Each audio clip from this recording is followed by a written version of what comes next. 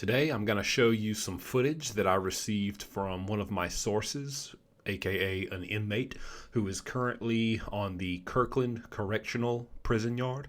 This is the same prison that Alex Murdaugh is currently under evaluation at. Now it's interesting because I just mentioned this specifically in a video I put out this week, and this footage is from 2 days ago. So I was just covering how contraband just gets into these South Carolina prisons in general. One, in the most common way, being drones, bringing in contraband over the fence and over these very tall nets that they have surrounding these prisons. And now we have footage of that exact thing happening. So I'm going to show this to you and walk you through it. But, you know, this is going to answer the question a lot of people have of, is Alex Murdaugh going to be able to continue using drugs and getting high if he wants to while in prison? So you're going to see the answer is yes. So here's Kirkland Correctional Institution, the yard Alex Murdaugh is currently housed on. This is where they put the inmates who are undergoing the evaluation process, and this is where the inmates who are permanently assigned to this actual prison yard are housed. And this is also where you're going to see this drone bringing this package of contraband to in this footage I'm about to show you next. So as you can see to the left, there goes the package tied to the rope, the cable. It was just released and just kind of hanging there as the drone hovers above this cell building.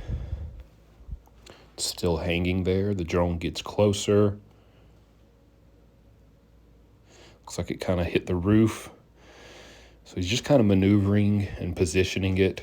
What he's trying to do is get it right there in front of the correct cell window.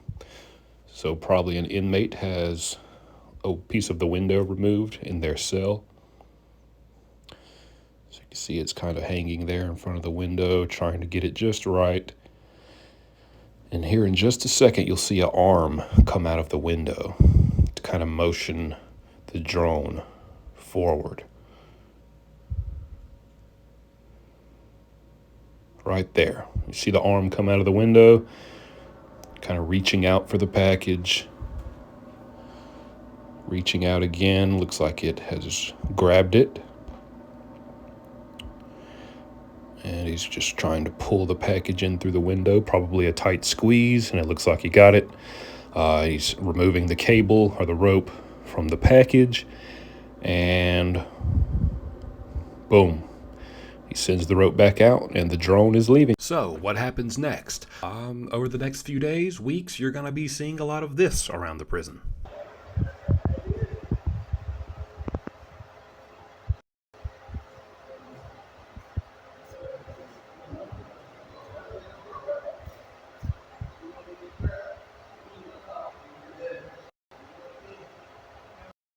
But no, seriously, anyone who invested any money into that package is going to be given what they're supposed to get. Probably a few cell phones in there, but mostly it's going to be your common stuff. Tobacco, weed, K2 or spice, pills, and yeah, even methamphetamine. It's pretty common to see get brought in these packages. And then once everyone gets what they're supposed to get, they're probably going to break it down into small amounts, bag it up, and they're going to go across the yard. They're going to do what they have to do to disperse it. And, you know, a lot of that is going to be in those buildings that house the inmates who are under evaluation. And if you're thinking just because Alex Murdaugh is in administrative segregation that he can't get any, that's just not true. There's just too many, even if they're brief. I mean, brief chances are all you need. And trust me, if he wants to, and as long as he's got at least $20 to his name, he can get some.